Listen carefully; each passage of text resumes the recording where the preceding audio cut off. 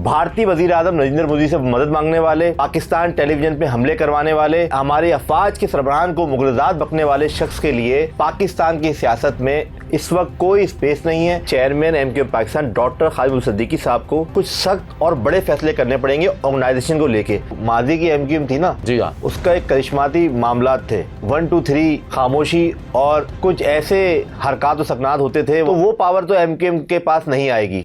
अस्सलाम वालेकुम। मुनसिफ की आवाज़ के साथ मैं हूं आपका मेज़बान मोहम्मद मुनसिफ। नाजरीन, 2016 तक हमने देखा शहर कराची की सियासत बड़ी सरगर्म रही और बड़ी नेशनल लेवल पर नहीं बल्कि इंटरनेशनल लेवल पर भी हम ख़बरें देखते थे।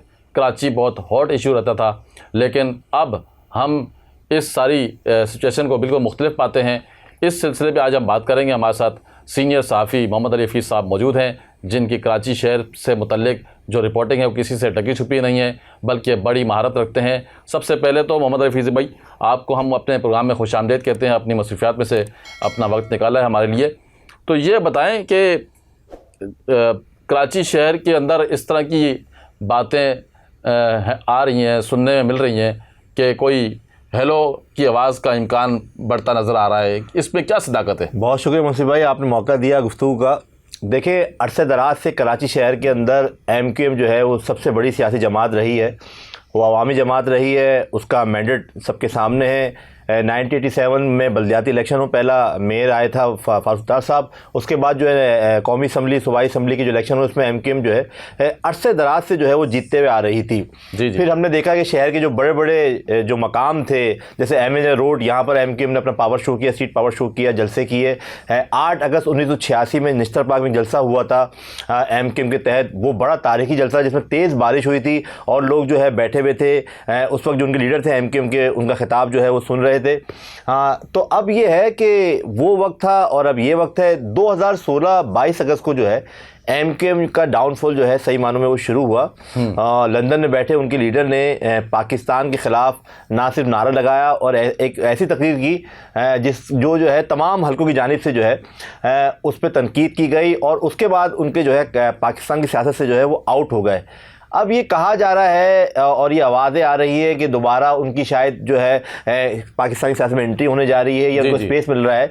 लेकिन हम आपको बताएं, जो इस पे मैंने तहकीक भी की और जो बासार हल्के हैं और अहम तरीन शख्सियात हैं मुल्क की, उनसे जब रुजू किया, उनसे दरियाफ्त किया, तो उन्होंने कहा है कि भारतीय वज़ीर आज़म नरेंद्र मोदी से मदद मांगने वाले, पाकिस्तान टेलीविज़न पे हमले करवाने वाले, उसके अलावा जो है हमारे अफवाज के सरबराहान को मुग़लज़ात बकने वाले शख्स के लिए पाकिस्तान की सियासत में इस वक्त कोई स्पेस नहीं है, कोई उनको मौका नहीं दिया जा रहा। जिसको सियासत करनी है एमक्यूएम जमात, एमक्यूएम पाकिस्तान मौजूद है, जिसको सियासत करनी है वो एमक्यूएम पाकिस्तान के प्लेटफॉर्म से कर सकता है। लेकिन हेलो सरकार, हेलो की आवाज़ जो है वो कराची की और पाकिस्तान की सियासत में उसके लिए कोई स्पेस नहीं है। अब तक की जो इतलात हमारे पास, जो हमारी बात हुई है, हाँ, एक साबिक सूबाई वज़ीर हैं परवेज़ मुशर्रफ साहब के दौर में सिंध के अहम मनसब पे फाइज थे, वो वज़ीर थे। उन्होंने अपने चैनल्स के ज़रिए जो है इस्लामाबाद में अहम शख्सियत से रब्ता किया था और केस रखा था लंदन वाले कायद का कि जनाब अगर वो मिल जाते हैं तो कराची में जो है एमक्यूएम जो है वो आपके लिए जो है कारामद साबित होगी, आपका कोई प्रोग्राम होगा उसको जो है वो बड़े अच्छे तरीके से करेगी और ये एमक्यूएम पाकिस्तान में ये मसाइल हैं। लेकिन शटअप कॉल दी गई है इस्लामाबाद की जानिब से उस साबिक सूबाई वज़ीर को और कहा गया कि जनाब ये जो चार्जशीट है 30 साल की बदमनी हो, हाँ, यहाँ पर और जो मुतनाज़ तकरीर हो और भारतीय वज़ीर आज़म के नाम लेके फरियाद करना, भारतीय टेलीविज़न में बैठकर जो है पाकिस्तान को जो है लान तान करना, ऐसा चार्जशीट है। उस पर कोई कॉम्प्रोमाइज़ इस वक्त पाकिस्तान की एस्टेब्लिशमेंट करने के लिए तैयार नहीं है। ये वो ख़बर है जो आपके नाज़रीन जो है हम उनको बता रहे हैं। ज़बरदस्त, बहुत अच्छा, ये बड़ी अहम मालूमात आपने दी है। तो अब हम इस पर मज़ीद आप बात करेंगे कि शहर की जो सूरत हाल है और आइंदा आने वाला जो साल है वो बल्दियाती इलेक्शन का साल है। तो आप क्या समझते हैं कि पाकिस्तान, एमक्यूएम पाकिस्तान अपनी माजी में जो जीतने की उनकी जो रवायत थी उसको बरकरार रख पाएगी, या जो हमने आम इंतखाबात पिछले देखे, गुज़िश्ता इंतखाबात, उसमें जिस तरह से जो सूरत सामने आई उसी तरह से होगा ये सिलसिला?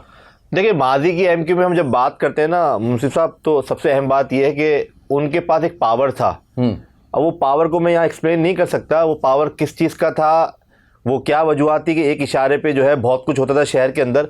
वो पावर अब एमक्यूएम, ये वाली एमक्यूएम है, इसके पास वो पावर नहीं है। और जो एमक्यूएम पाकिस्तान के लोग हैं वो उसी पावर से जो है नाला थे, और वही वजह है कि वो आज उन्होंने फासला इख्तियार किया हुआ है और वो दूर बैठे हुए हैं, उस पॉलिसी को वो कंटिन्यू नहीं करना चाहते। और पाकिस्तान के जो सिक्योरिटी इदारे हैं इस शहर के अमन के लिए उनकी बड़ी जो है कुर्बानियाँ हैं, बड़ी उन्होंने कुर्बानियाँ दी हैं, बड़ी काविशें की हैं। यही वजह है कि आज कराची एक पुरअमन शहर है, पाकिस्तान का माशी हब है, यहाँ का अमन डिस्टर्ब करना यानी पाकिस्तान की मैशियत को जो है वो डिस्टर्ब करने के मुतारिफ है। तो आज शहर में अमन है, यहाँ पर गोली की और गाली की सियासत का स्पेस नहीं है। आपने सवाल किया कि आइंदा बल्दियाती इलेक्शन को लेके एमक्यूएम पाकिस्तान क्या तैयारियां हैं। यकीनन एमक्यूएम पाकिस्तान जो है माजी के अंदर इसके कई दफ़ा मेयर आ चुके हैं, और एक वक्त जो है हालिया जो लास्ट आम इंतखाबात थे इसमें इसको जो है कौमी असम्बली की, सूबाई असम्बली की सबसे ज़्यादा नशिस्तें कराची से मिली हैं। वो कैसे मिली है एक अलग डिबेट है। हाँ, तो लिहाजा अब देखना यही है कि अपना जो मैंडेट को आम इंतखाबात में मिला था वो बल्दियाती इलेक्शन में वो दोबारा इस तरह सीटें जीत पाएगी या नहीं जीत पाएगी, अब देखना यही है। मगर इस वक्त अगर हम बात करें तो एमक्यूएम पाकिस्तान में उस तरह वो तैयारी नज़र नहीं आ पा रही। ग्राउंड पे एमक्यूएम जो है उस तरह उसकी एक्टिविटी नज़र नहीं आ रही जिस तरह माजी में मिसालें जाती थी कि रोज़ शाम को 7 बजे से 11 बजे तक एमक्यूएम के हर इलाके में दफातर खुलते थे, अरकान असम्बली वहाँ पर बैठते थे, आवाम के मसाइल हल करते थे।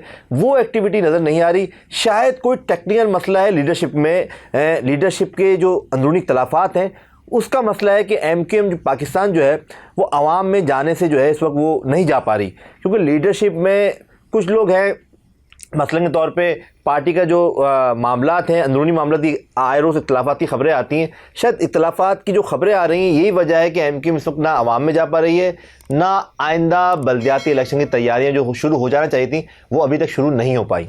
जी मोहम्मद अली हफीज़ साहब, बात यह है ना, जिस तरह से आपने ख़ुद इंडिकेट कर दिया है कि अवाम में नहीं जा पा रही है एमक्यूएम और दफातर तक नहीं खोल पा रही। इतनी सीटें होने के बावजूद कराची में जो इस वक्त मैंडेट है वो एमक्यूएम पाकिस्तान के पास है, लेकिन ये तो अपने मसाइल हल नहीं कर पा रही। और इसी से रिलेटेड जो दूसरा सवाल मेरा ये है कि जो पहले हम देखते थे एक ज़माने में कि जमात इस्लामी के बाद किसी पार्टी में अगर नज़्म व ज़ब्त है, डिसिप्लिन है, तो वो एमक्यूएम में नज़र आता था हमें।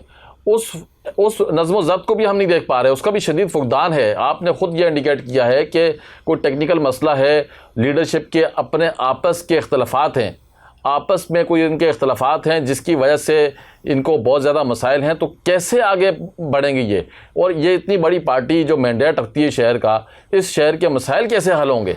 देखिए, जो कुछ एमक्यूएम के सीनियर अकाबरीन हैं वो ये राय देते हैं इस तमाम सूरत हाल पे। उनका ये कहना है कि chairman MQM Pakistan doctor Khalid Abdul Siddiqui साहब को कुछ सख्त और बड़े फैसले करने पड़ेंगे ऑर्गेनाइजेशन को लेके। देखिए, एमक्यूएम के अंदर माजी के अंदर ना एमक्यूएम की जो ऑर्गेनाइजेशन है, जो तंजीमी ढांचा है, वो जो है सियासी ढांचे पे गालिब था। यानी कि एमक्यूएम के जो आप ले लें तंजीमी कमेटी होती थी एक ज़माने में, सेक्टर इंचार्जेस होते थे, town unit UC unit incharges होते थे, तो उनकी एक अहमियत थी। वो जो है एमक्यूएम की लीडरशिप का जो पैगाम होता था ऑर्गेनाइजेशन, वो गली महल्ले में आवाम के पास लेके जाती थी। तो लिहाजा अब ऑर्गेनाइजेशन जो है पिछले आप ले लें 2016 के बाद से जिन लोगों के हाथ में तंजीम है यानी ऑर्गेनाइजेशन है, उनकी कोई अच्छी परफॉर्मेंस नहीं है। पहले एमक्यूएम में कराची तंजीमी कमेटी होती थी, अब सेंट्रल ऑर्गेनाइजिंग कमेटी कहते हैं, COC। तो उसकी जो परफॉर्मेंस है, जो उनके करता धरता हैं, जो उसके इंचार्जेस हैं, वो उनको मेरे ख्याल से तंजीम में शायद कोई लोग जानते हो, वैसे आवाम में उनको कोई नहीं जानता।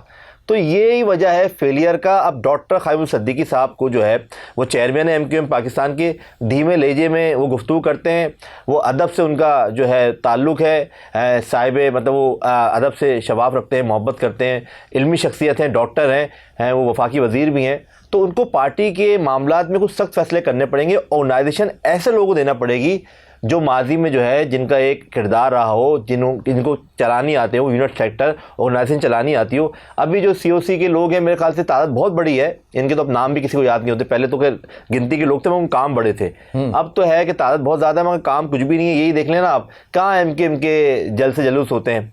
हाँ, एक अच्छा एमक्यूएम पाकिस्तान का प्रोग्राम हुआ था, मार्का हक का फतह का जश्न, जो है वो गुज़श्ता साल जब पाकिस्तानी अफवाज ने भारत को जो है धूल चटाई थी, पूरी दुनिया में पाकिस्तान की बल्ले बल्ले हुई थी। फील्ड मार्शल जनाब आसिम मुनीर साहब ने जो है उनकी लीडरशिप में जो है ख़ास तौर पे वज़ीर आज़म मियां मोहम्मद शहबाज शरीफ की क़यादत में जो है बड़ा अच्छा फ़ौज ने काम किया था, जो जवाब दिया था भारत को। उसकी खुशी का जश्न पूरे पाकिस्तान में बनाया गया था 9 मई को। तो इस 9 मई को जो है कराची प्रेस क्लब के सामने जो है एमक्यूएम ने अच्छा इवेंट किया था, जश्न मार्क हक का बनाया था, उसमें अच्छा लोग आए थे। लेकिन उसके बाद हम देख रहे हैं बिल्कुल एमक्यूएम की सफ़ों में वो सन्नाटा है वो बस सिर्फ कहीं ना कहीं बयान आ जाते हैं एमक्यूएम लीडरशिप के, लेकिन गली महल्ले के अंदर कोई सरगर्मियाँ नहीं है एमक्यूएम की।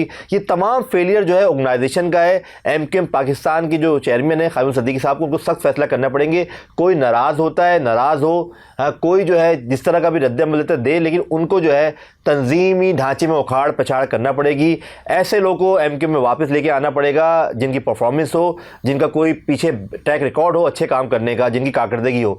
अभी जो है वो तो ऐसे है कि मतलब उनके होने ना होने से कोई एमक्यूएम में तंजीमी ढांचे में कोई एमक्यूएम में कोई फ़र्क नहीं पड़ रहा। तो आपके कहने का मकसद ये है कि डॉक्टर खालिद मकबूल साहब को सख्त फैसले करने में कोई रुकावट है, या उनको सियासत नहीं आती? जैसे कि आपने कहा वो अदीब हैं, बहुत अच्छे हैं, लेकिन पॉलिटिकल, आप कहने का मकसद ये है कि वो पॉलिटिकल पर्सन अच्छे नहीं हैं। तो क्या आप ये समझते हैं यही वजह नहीं है कि 2016 में जो एमक्यूएम मकबूल तरीन पार्टी होती थी, आज वो उसकी मकबूलियत उस तरह से नहीं है, वो गायब नज़र आती है? देखिए, शुरू में मैंने आपको बता दिया था जो माजी की एमक्यूएम थी ना, जी हाँ, उसका एक करिश्माती मामलात थे। वो थे, मैं एक्सप्लेन कर सकता हूँ, वो थे 1 2 3 खामोशी, और कुछ ऐसे हरकत व सकनात होते थे। वो आपके इल्म में कि 40 साल शहर में क्या हुआ, तो वो पावर तो एमक्यूएम के पास नहीं आएगी। जी हाँ, मैं आपको इशारतन समझाना चाह रहा हूँ कि एक इशारे पे क्या होता था, सेनेटर को एक कॉल जाए तो 2 मिनट में वो 90 पहुँच जाता था, कि वरना तो उसको पता है उसके साथ क्या होना है। तो वो मामला तो नहीं आएंगे, वो एमक्यूएम की वो वाला पावर तो एमक्यूएम को मैं ये समझता हूँ कि नहीं मिलेगा। हाँ, और आपने बात की डॉक्टर खालिद सद्दीकी मंझे हुए सियासतदान है, एक ज़बरदस्त आदमी है, पार्लियामेंट्रियन है, पहले माजी के अंदर APMSO के चेयरमैन रह चुके हैं, 93 में राब्ता कमेटी के रुकन थे, गालबन शायद डिप्टी कन्वीनर भी रह चुके हैं, 97 में वफाकी वजीर रह चुके हैं, उसके बाद 2013 में डिप्टी कन्वीनर एमक्यूएम पाकिस्तान के थे, और 2016-17 के बाद जो है वो दोबारा एमक्यूएम पाकिस्तान के सर्वर बन गए। बेहतरीन तरीके से वो अपनी खिदमत दे रहे हैं।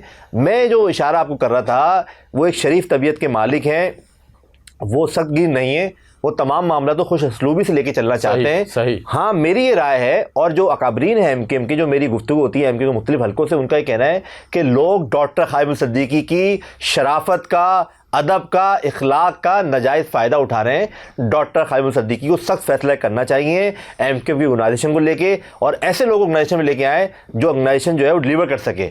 ये असल बात है। किन लोगों को आखिर लेकर आए आप किसकी तरफ की बात इशारा करना चाह रहे हैं, किसको आप लाने की बात कर रहे हैं? कि हम तो ये देख रहे हैं कि डॉक्टर खालिद मकबूल साहब की क़यादत में माजी में जो APMSO है, जो इनकी तलबा तंजीम विंग है इनका, जिस तंजीम ने एमक्यूएम को बड़ी बड़ी लीडरशिप दी, आज हम देखते हैं कि वो APMSO भी गायब है। क्या जिस तरह से जो इनके लीडरशिप गायब है, उस तरह से APMSO भी गायब है? देखें, तो क्या बनेगा आखिर ये? देखें, 11 जून 1978 और 18 मार्च 1984, पहले APMSO 11 जून 1978 को वजूद में आई, फिर 18 मार्च 1984 को जो है एमक्यूएम वजूद में आई। इन दोनों मामलात में एक जो हीरो बनाया गया, सहरा बनाया गया, सब कुछ जो करता धरता थे, जी। उनको बानी जो लंदन में मौजूद हैं, उनका पूरा मामला था, और वो उसी एमक्यूएम जो उन्हीं के हुक्म पे, उन्हीं के सब कुछ पे चलती थी, वही सब कुछ थे। 2016 एक ऐसा मौका आया जब एमक्यूएम पाकिस्तान को फैसला करना पड़ा, या तो बानी के साथ खड़े होंगे, या एमक्यूएम जो है वो पाकिस्तान के झंडे के तले साथ काम करेगी। ठीक। तो जब इतना बड़ा फैसला हुआ, तो उसके जो है आफ्टर शॉट्स कह लें या चीज़ें कह लें, प्रॉब्लम्स जो है एमक्यूएम को ऐसी प्रॉब्लम्स आई, कुछ लोग घर बैठ गए, कुछ लोग घर बैठ गए, उनका अलग मौक़िफ़ है। जो एमक्यूएम इस वक्त है, उसका 2022 या 23 में मर्जर हुआ। आपके इल्म में है कि पाक सदन पार्टी जो है वो एमक्यूएम पाकिस्तान में दोबारा उसका इलाक हुआ, मर्ज हुई। बहुत सारे मसाइल हैं, और पहले तो एक मामला ये था ना कि जब लंदन से कोई टेलीफोन आता था तो हर बात माननी थी। अच्छे तुर्रम खान उस वक्त जो है ना, वो, क्योंकि पता है आपको, सबको हाल पता है ना, माजी का इतने बड़े वाक़यात हैं एमक्यूएम के, माजी की हिस्ट्री ऐसी तल्ख है, ख़तरनाक है, वो हकीकत है। अज़ीम अहमद तारिक को सोते हुए घर में मार दिया जाता है, SM तारिक को इस शहर की 20 सड़क में मार दिया जाता है, बदर इकबाल को मार दिया जाता है। तो ऐसे वाक़यात एमक्यूएम के, खालिद बिन वलीद को 9 से निकलते ही मार दिया जाता है। तो पहले एमक्यूएम में ये मामला थे जो नहीं मानेगा तो उसको अंजाम पता है आपको। अब वो एमक्यूएम नहीं है, अब एमक्यूएम शरीफों की एमक्यूएम है। अब एमक्यूएम के जो ऑर्गेनाइजेशन के लोग हैं वो घरों में सुकून से सोते हैं। एक एमक्यूएम में तब्दीली आई है कि अगर एमक्यूएम के जो भी इलाके में, शहर के किसी भी हादसे में कोई वाक़या पेश आता है फायरिंग का, तो अब ये इल्ज़ाम ही लगता बड़ा था एमक्यूएम पे, माजी में लगते थे। ये फ़र्क है, ये अच्छी चीज़ है। मगर हम और आप जो सवाल करेंगे सियासी स्टेज पर, सियासी मैदान में एमक्यूएम कहाँ गायब हो गई है कराची गली महलों में, हम वो डिबेट कर रहे हैं। हम डिबेट ये कर रहे हैं कि एमक्यूएम ऑर्गेनाइजेशन में जो पुराने सीनियर लोग थे, जो किसी वजह से मसरूफियात की वजह से घर के अंदर हैं या कुछ जो है वो किसी मुश्किलात का शिकार हैं, तो इन मुश्किलात से उनको निकाल के वापस लेके आना चाहिए। एमक्यूएम के अंदर ये काम होना चाहिए लीडरशिप का। मगर डॉक्टर खालिद मोहम्मद सदीकी शायद जो लोगों की राय सामने आ रही है वो कई चैलेंजेस का उनको सामना है। एक तो वो सरबरा हैं और पार्टी के अंदर भी कोई मामला आपको पता है वो टैकल करने के लिए प्रॉब्लम्स होती है, क्योंकि वो पावर नहीं है जो माजी में लीडर के पास था। माजी में लीडर हुक्म करता था, मनोन तस्लीम किया जाता था, माना जाता था। अब जो है गुफ्तगू होती है, अब एक बात पे इख्तिलाफ राय भी सामने आता है, डिबेट की जाती है, फिर जाके कोई बात की जाती है। अब वो खौफ वाला एलिमेंट, तशद्दुद वाला एलिमेंट नहीं है एमक्यूएम में, तो लिहाजा वो एक, आपको पता है ना, नौजवान यूथ को एक पसंद होता है कि भाई ऐसा, मतलब ऐसी जमात में काम करना, ज़रा पता चले इलाके महल्ले में जाएं तो पता चले हाँ भाई टोर है, ये है, वो है। अब वो एमक्यूएम नहीं है। अब एमक्यूएम जो है, मौजूदा एमक्यूएम पाकिस्तान जो है, उसका लीडर आज भी अजीज़ाबाद में रहता है, उसका चेयरमैन आज भी अजीज़ाबाद में रहता है। वो उनकी एक अलग पॉलिसी है। बाकी लोग हैं एमक्यूएम के अंदर, यकीनन सख्त फैसला करना पड़ेगा ऑर्गेनाइजेशन को मजबूत करने के लिए। ऑर्गेनाइजेशन मजबूत होगी तो एमक्यूएम मजबूत होगी।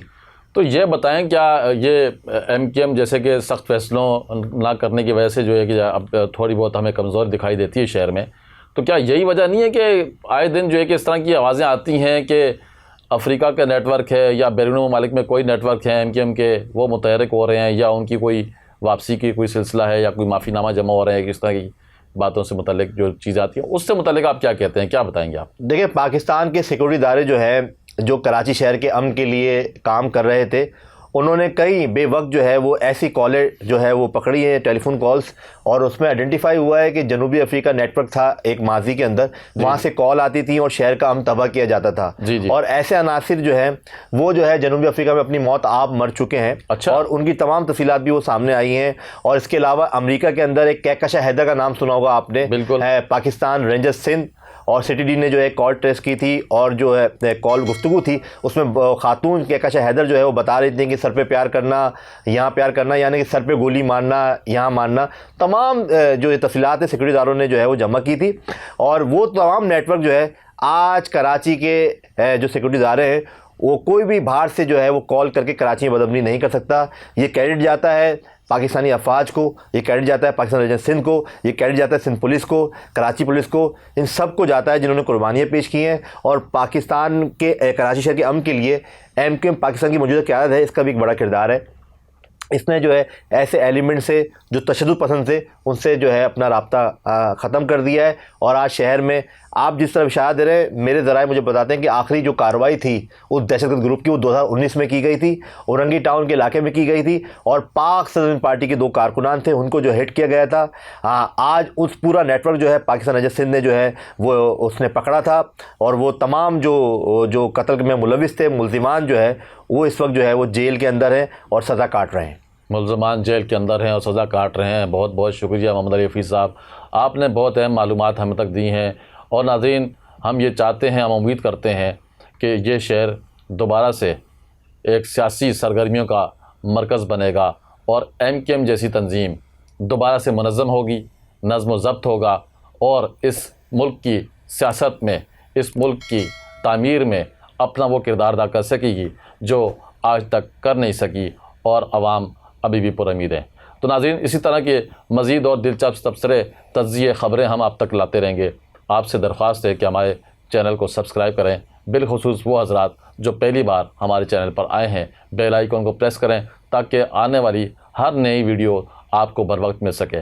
लाइक कमेंट्स करें और वीडियोस को शेयर करें। आइंदा प्रोग्राम तक के लिए मुझे और मेरे मेहमान मोहम्मद अली हफीज़ को इजाज़त दीजिए। तब तक के लिए अल्लाह ने के बाद।